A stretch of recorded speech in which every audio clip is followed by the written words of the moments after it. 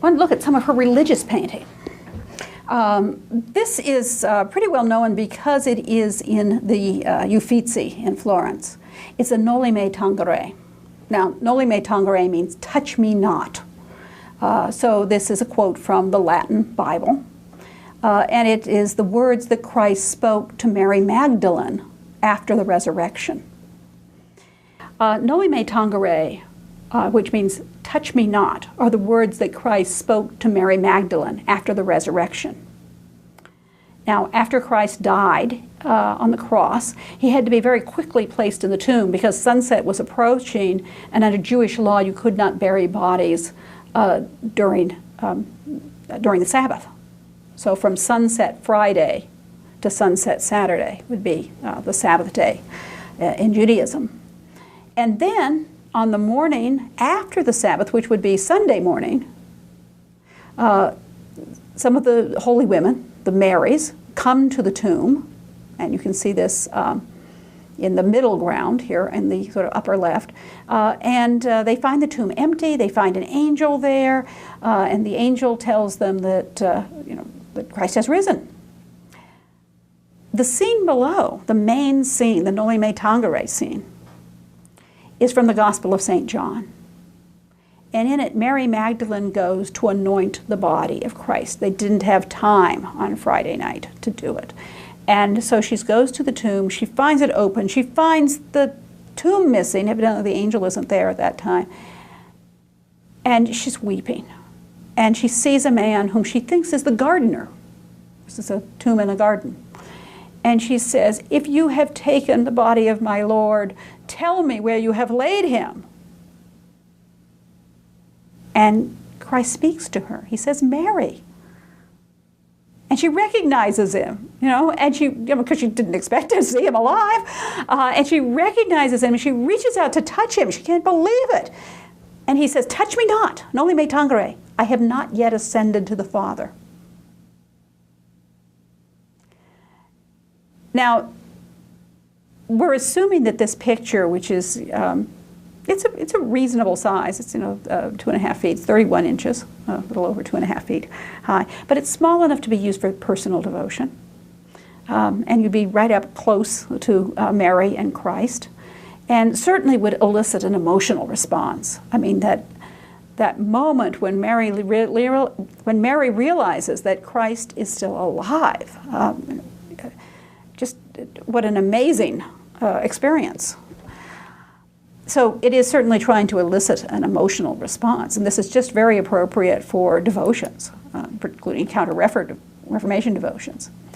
Remember, the Counter-Reformation decorum says things have to be the way they are in Scripture, or it could be Scripture interpreted perhaps by fathers of the church or something, but it should be quite decorous. And you have that here. In the background you see sunrise, daybreak, far in the distance with this lovely little landscape, which is suggesting that this is the morning of the resurrection. And then you see in the middle ground, off to our left, the first coming of the Marys to the tomb when they're being told that Christ has risen by the angel, but evidently Mary Magdalene is not among them. And then the first time that anyone sees the resurrected Christ is Mary Magdalene, according to the Gospel of St. John. Mary Magdalene is the first person to see Christ after he has risen from the dead. And so that's what you're seeing in the foreground.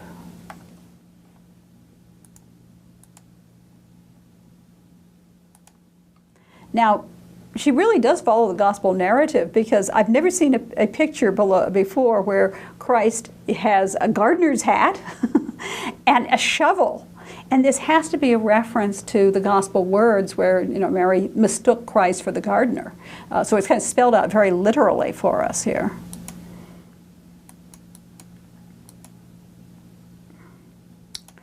Just another picture of Christ in the Canaanite woman here. You can see some of the Mannerist elongation, and then very complex architecture and landscape, sort of going back into space. Here's another example. Here's an example of one of those large altarpieces, because this one is, what, 83 5/8 in height.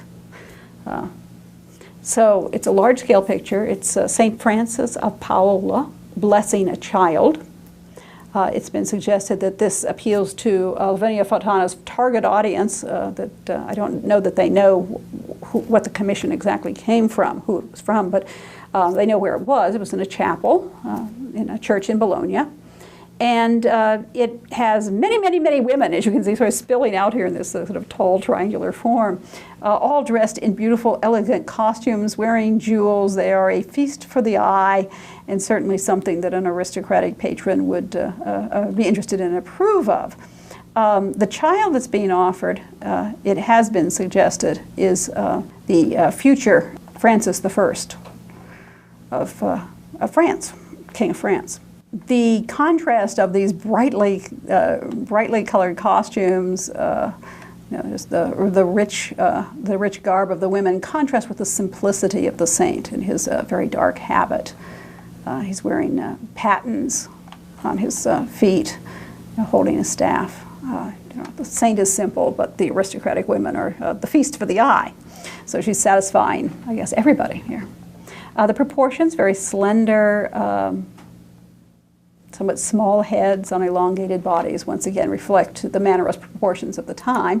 You also see these elongated proportions in this altarpiece, the consecration of the Virgin. And in some Mannerist works, you not only see these elongated figures, but you also see almost a kind of reversal in scale, where the most important figure is in the background and the lesser figures in the foreground. Well, in this case, it's the young children, the young men who are being consecrated are in the foreground, and certainly, presumably their families want to see their portraits right up front. Mary, however, is not exactly hidden. She's at the top of the picture. She's shown in heaven on clouds with an aureole of light, which was an aureole of angels, as you can see, surrounded by saints and adored by, they may be personifications, or they might be St. Helena and St. Agnes. I'm just judging from the cross and the crown, which would be St. Helena, and the figure who's kneeling and holding a lamb, possibly Agnes, although they could be personifications of something too. Because I haven't found anything really a lot about the iconography of that. A very tiny little picture, once again, on metal. I guess I'm not sure it's copper or not, so you say on metal. But it's got to be a devotional work, because it's a very small little picture, and it's very precious. It has just beautiful colors. I don't think they're coming out as well in the reproduction. It's just very light. But the brushstrokes here are just very fluid, elegant, lights coming from the windows. You have sort of two windows in the background. And it's another Holy Family where you're having three generations. The Christ child and John the Baptist, and presumably St. Anne, although sometimes I keep wondering if it couldn't be the Baptist mother, St. Elizabeth, but they usually identify these as St. Anne, who would be the grandmother of Christ, Mary's mother, and then, of course, Mary and her husband, Joseph, who's back there with a great big book he's reading, and then looking over, sort of, overseeing, making sure everything's fine with his family.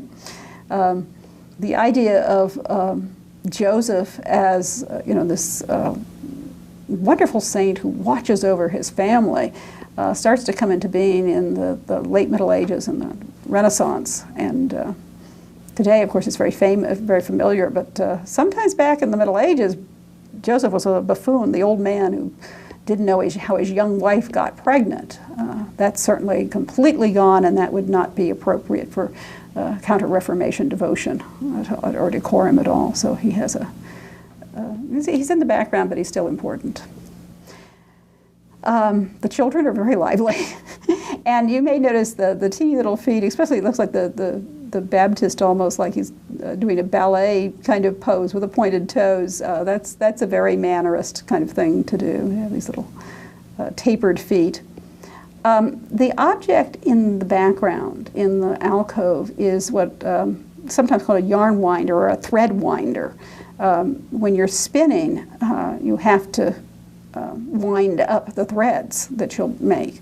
So this, I've been fascinated with these because they do appear in some pictures of the Virgin. And I'm curious to know if they have any, what their meaning is. Are they just simply a domestic device, you know, because the Virgin is an example of perfect woman who is doing her female domestic work?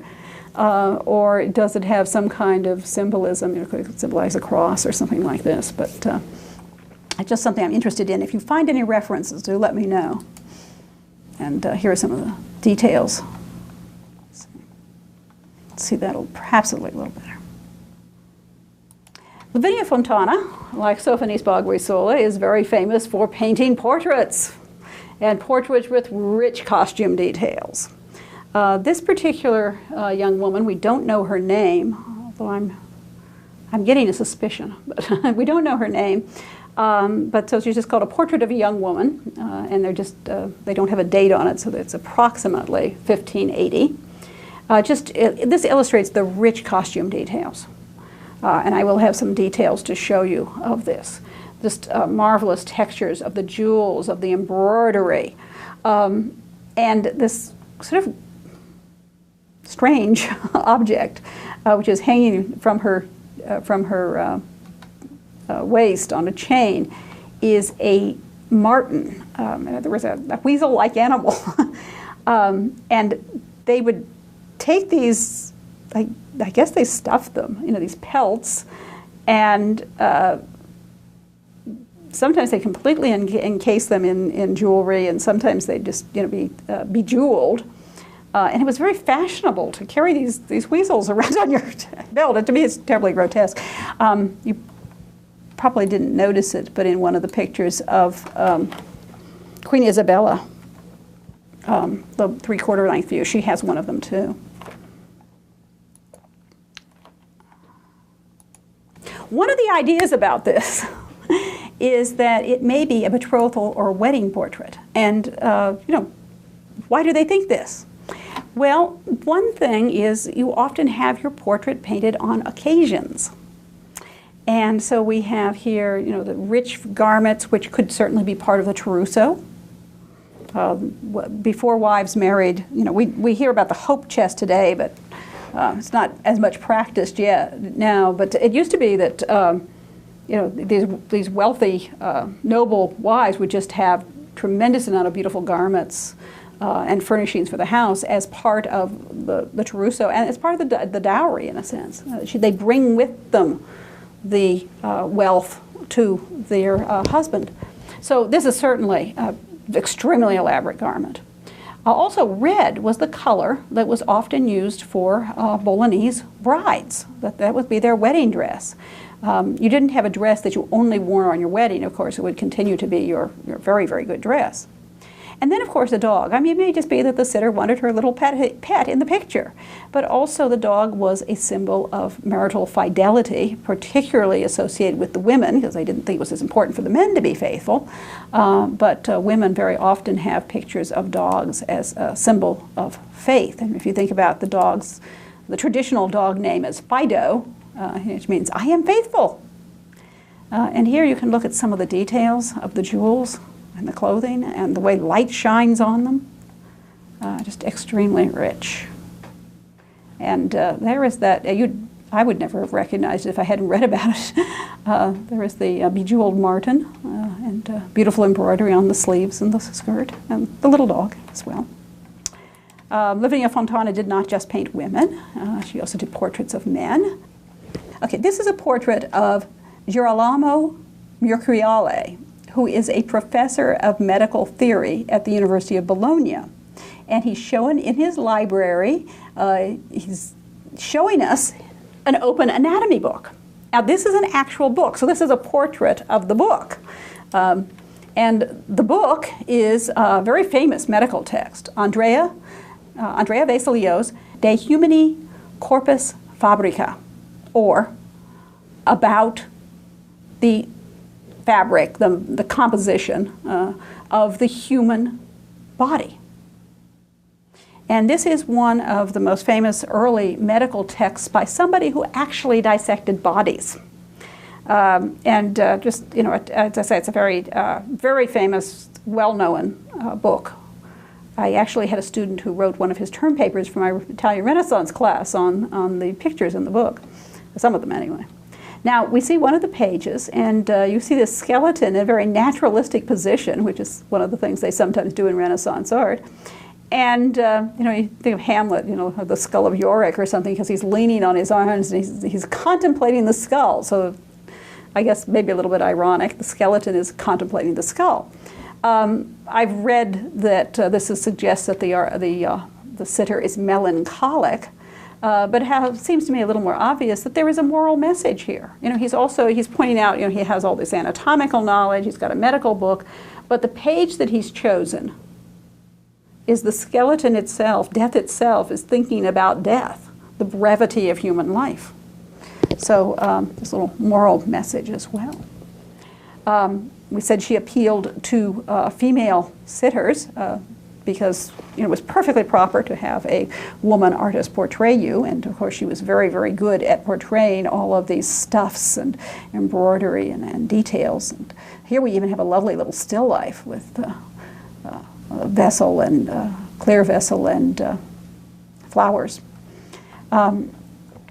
Portrait of Costanza Alidossi. Now, she was someone who was famed for her beauty and her virtue. There was poetry written to her.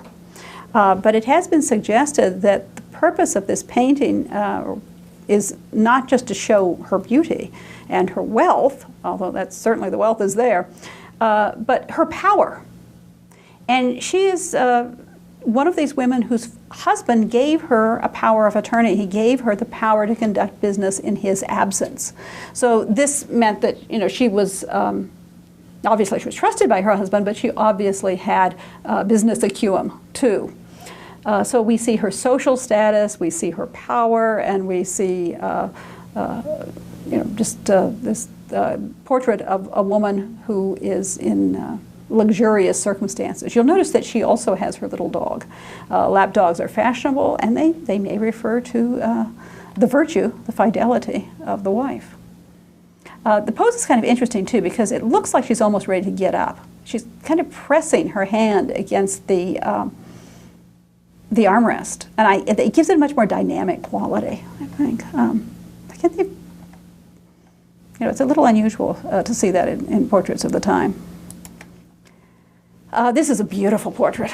This is in Baltimore, and it's a portrait of, they've done, I'm not going to go through the whole thing, but they've done some reconstruction about where the provenance was, and they think that it's a portrait of Ginevra Aldrovandi Hercolani as a widow. Incidentally, if on identifications, if you can't remember the name of the whole woman, you know, you can say a portrait of a widow, or a portrait of a woman, or a portrait of the Queen of Spain, or something like that. Yes, you probably, people who are queens, you should probably know who they are. But I won't require that you know who everybody is in all of these different portraits. So I don't even know whether they've got on the tag in the museum, actually. I don't remember. But as I say, they believe they've identified the sitter. And she's dressed, as you can see, all in black. And she has a somewhat melancholy facial expression, very serious facial expression. The pose, the detailed clothing are you know, very decorous, and here we're getting into decorum just as social decorum, not religious decorum, and appropriate for a wealthy widow.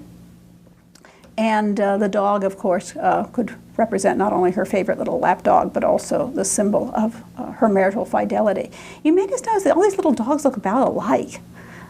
Which makes you wonder if they were real dogs or they were just symbols. I don't know. One of the things that was mentioned in some of the things that I was reading about this was that although, you know, you could have had a very stiff pose here, there's just little details, and they mention specifically, you can see here the earring drop. Instead of hanging straight down, it sort of bends and nestles against this very elaborate lace ruff. So she's just little details to make her less stiff, little things of naturalism, you know, exactly what would happen to a drop earring. Well, that's what would happen.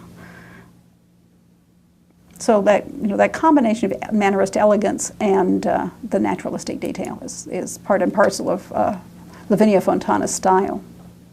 She also painted a Judith. We're going to find that Judith is a fairly popular subject in the history of art, and seems to be something that certain women artists paint. We'll see more later. That's why I said she also. I should go back and just read that because I'm thinking ahead. Lavinia Fontana painted a picture of Judith with the head of Holofernes, and we're going to find out that this is a very popular subject in the history of art, and also a popular subject with some women artists, particularly we'll see in the 1600s, and this is dated 1600. It is signed and dated, and it has been suggested that either Judith or maybe even Judith and her maidservants could be portraits in the guise of biblical heroines. One of the things that interests me, to be perfectly frank, was when I was looking at this, my pictures of several books were open, and tell me if I'm wrong, go back and look at that young woman who is in her possible wedding garment. Could these possibly be the same person? The hairline is certainly the same. The features are very, very similar. Nobody's ever suggested that. That's just, something, it may not be true. But I just wondered, maybe, that's why I said maybe, this might be her at a later date. And you can see that because of provenance, this has been known to be in the collection of the Bargellini family from early years of the 20th century, and they suspect that it might have been in the Bargellini collection, since its creation. So they looked back at people who might have owned it, and one idea was that this could be a portrait of Costanza Bianchetti, the widow of Galeazzo Bargellini. And he died in 1596. So, this could be a few years after that.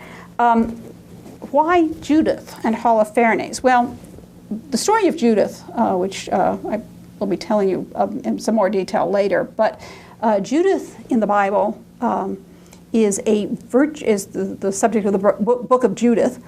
She is a virtuous widow who saves her people from the Assyrian army by killing their general, Holofernes. So she is considered to be, in Christian lore, she is often considered to be a type for things, well, kind of allegorically, virtue defeating vice, or chastity overcoming lust, good things defeating bad things, essentially, and also as one of the strong women of the Bible. Since Judith is a virtuous widow, that may have been the idea for a possible portrait in the guise of a biblical heroine. Now, all of that, of course, there's a lot of assumptions going on, but it's a kind of interesting idea. What do we see stylistically? The rich color of the garments. We've got this very dramatic lighting. Tenebrism was very, very popular at the time. We're not really seeing where the light's coming from. There's no candle. It's just sort of illuminating Judith, and then in the background a little bit of the maidservant. She's showing that she can do this very skillfully. So she's Lavinia Fontana is a virtuoso, showing what they sometimes call a torchlight scene. And I just put this in because I liked it. It's a drawing of a head of a boy. It's been attributed to Lavinia Fontana, and I just think it's a very lively piece, and just shows some of her naturalism with the figure just looking over the shoulder, and it gives it a lot more lively appearance than if it was sort of just figure straight on. That was interesting. She also painted some classical nudes. And I know one of the authors mentioned, they said they wondered whether some of these people knew about it or not, because it seemed like such a difference between her very decorous religious paintings. And it has been suggested that some of these nudes have a certain erotic flavor to them. I didn't show you the one that's definitely does because I don't have a decent picture of it. It's a little teeny picture. But we're going to look at two pictures of Minerva, the virgin goddess of wisdom, who is in the process of getting dressed. And there's two versions of this. This is the one that's in the Borghese Gallery in Rome. It's a full-length figure, and you're seeing Minerva dressing. You're seeing her in the nude from the back. And she looks like she could be in a Renaissance palazzo or the Villa Borghese or something like that, with these very rich clothing that she's picking up on.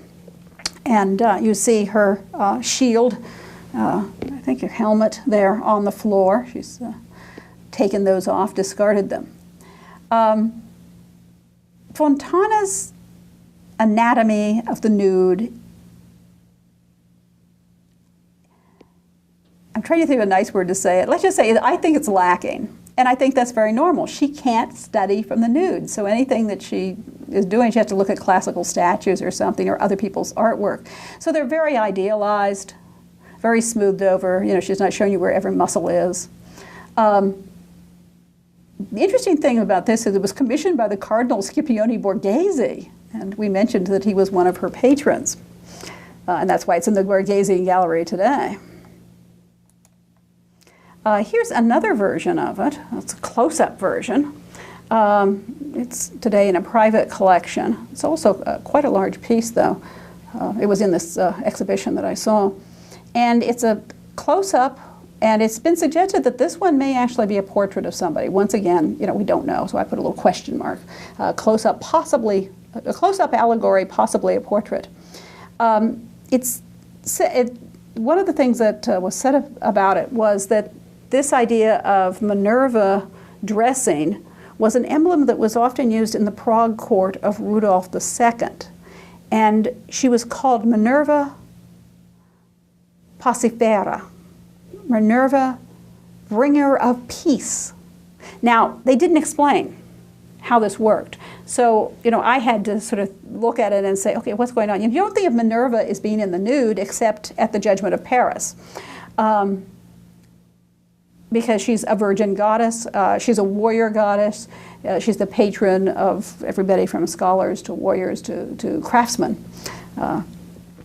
But one of the things, of course, is she has taken off, she has discarded her armor, and she's picking up this very luxurious cloak. So I'm wondering if that is where the symbolism comes in, that she's set aside her armor, and she's picking up a dress for peace, that she can wear in a peaceful time.